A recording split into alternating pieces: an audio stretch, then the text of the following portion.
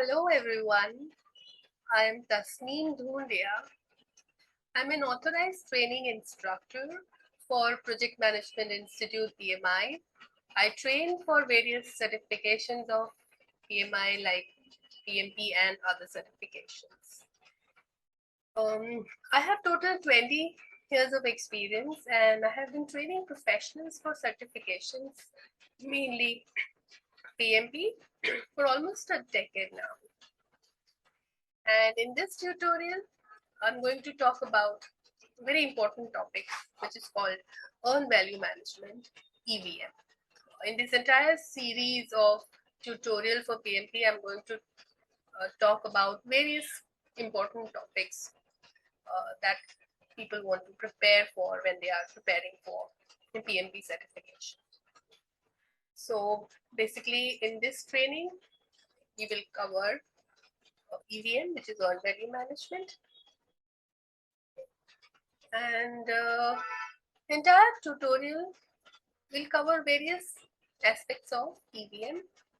Right from the beginning, we'll focus on where does EVM belong to in the entire PMP curriculum framework. What is the purpose of using EVM? And we will talk about an example right from this first lecture, and we will carry forward that example throughout to understand the concept in context of the example. We'll talk about cost baseline, which is the central idea around which the entire EVM technique is designed. We'll talk about various basic terms of EVM like VAC, PV, EV, AC. We'll also talk about the health parameters which define the health of any project like CV, SV, CPI, SPI. We'll also focus on parameters which are like giving an estimate about how much funds are remaining, which is the remaining budget for the project, or what is the required cost efficiency to finish the project on target. And even if we want to revise the baseline, though revising baseline is something which should happen only after the proper change control process. If it is revised, how it is revised. So we'll touch upon all of these things. And in this lecture, we will focus on the basic idea as in EVM, where does it fit in the entire PMP curriculum, and why EVM, what's the purpose, with an example. And since we'll talk about EVM, we'll also talk about cost baseline, which becomes the base on which the entire technique is built. So this is the entire logical framework of putting together all the topics related to PMP certification. It starts at organizational level.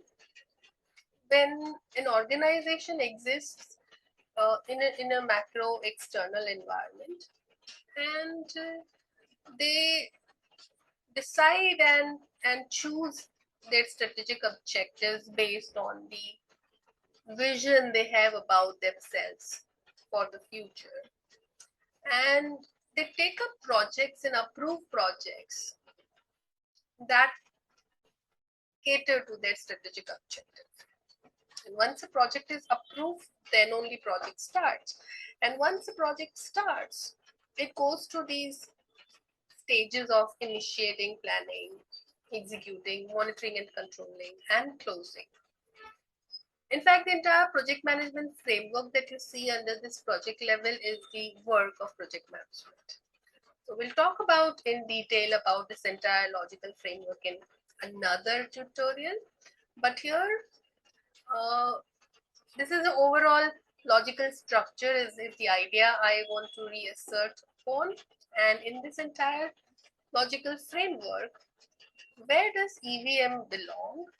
So EVM belongs to cost management. It's primarily a cost management technique, and it is used to monitor the health of the project in terms of cost efficiency, and take any action based on the analysis that EVM provides. So primarily, this is a cost management technique. It is also used to understand the status of the project in terms of schedule, whether we are ahead of schedule or behind schedule. That's an additional information it gives.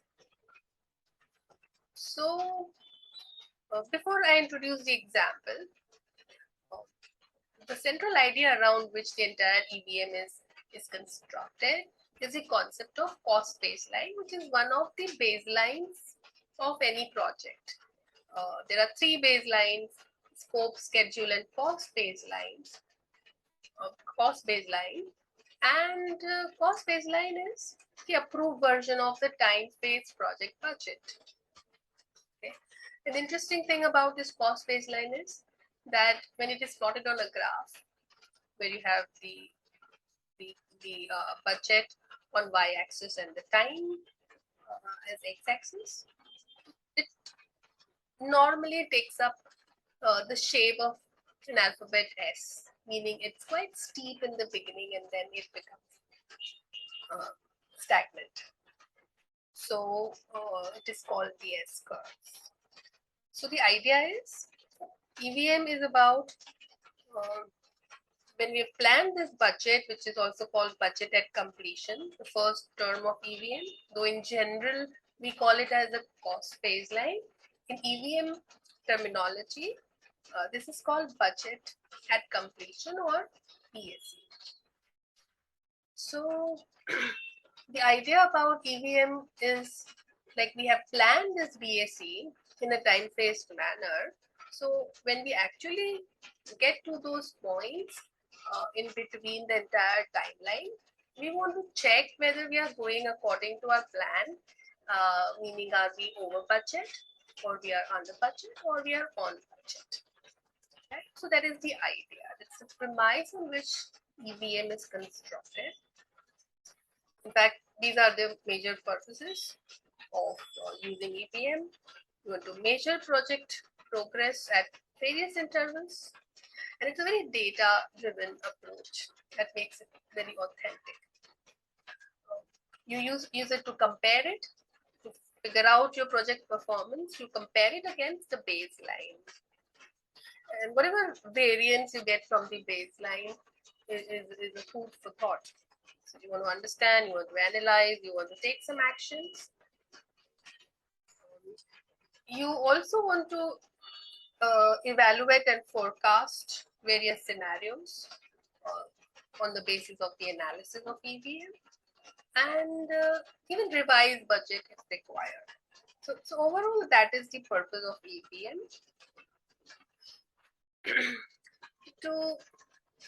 To set some context, I'll use an example, and I'm going to carry forward the same example in the other lectures also, when we will build different topics and concepts on the same example. So here, for simplicity purpose, we take a very simple example. We're saying that there is a project where the scope is to construct a 12-floor building in the period of 12 months. And the money approved, the approved budget, which is BAC for this project, is 12 million. Now, this is the plan, and this is decided at the beginning of the project before work starts. We'll definitely will not wait till the last day of the project to evaluate and check if we are on track or not. So from before only we need to decide what will be my checkpoints. In this case, it is quarter 1, quarter 2, quarter 3, and quarter 4. So at different 4 points during the entire 1 year, 12 months timeline, I'm going to check. And what I'm going to check, so here for the matter of simplicity, we are assuming that work is going to happen in a very systematic way. wherein they're going to construct 3 floors each quarter. Though in reality, this will not hold true. However, for the concept understanding here, I'm using a very simple example. And if you understand the concept, then it will be very easy for you to even apply to unsymmetric flow of work. And we'll discuss that later also.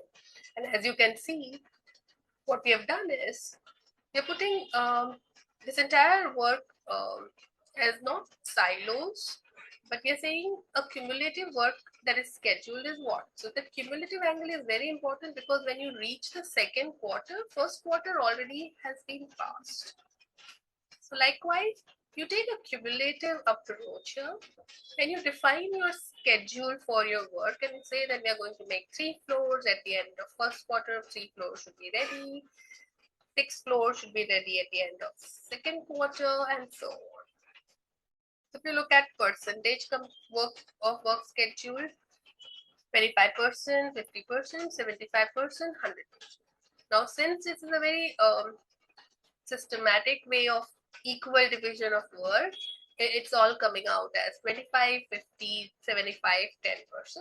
But if it is not symmetric, it would come as anything like 10%, 30%, 50%, which is okay, which will definitely it will not be difficult to kind of come up with analysis for that project too if it's not symmetric. But here, for the purpose of making it simple so that concepts are very clear, here we are considering it as the systematic equal division of work. So very important is the last row, which says that, okay, I'm going to finish 25% of work, which is 3 floors at the end of first quarter. Then I should be spending 25% of my budget. So there's a money equivalent here. And we're saying, okay, I should finish 3 floors by the end of first quarter and I should spend 3 million. Likewise, 6 floor and 6 million at the end of second quarter, and so on. So that is the plan. So this is on paper. It says that when I finish first quarter, I should go and check how many floors I have created, how much money I have spent on those 2 floors, and then you will use various formulae to use that information and come up with certain analytical interpretations for your project. And that will tell you whether your project is over budget or on budget or under budget. And it also tells you a bit about the schedule also. So that makes it very interesting. So basically that is the premise, the entire EVM technique. And in this lecture, I just wanted to give you a basic idea that this is how EVM works. And we'll go deeper into it in the following lecture, wherein we will talk about how does that happen. And before that, what are the important terms that we should know, and then we'll piece by piece put it all together through different lectures. So in this lecture, my focus was to introduce you to the concept of EVM with very, very clearly explaining why it is used and where does it fit in the entire PMP curriculum. Okay, and it is something which is very easy to understand if we connect it with an example. So in this first lecture, I have also introduced one basic example, and we'll carry forward the same example and work on it in the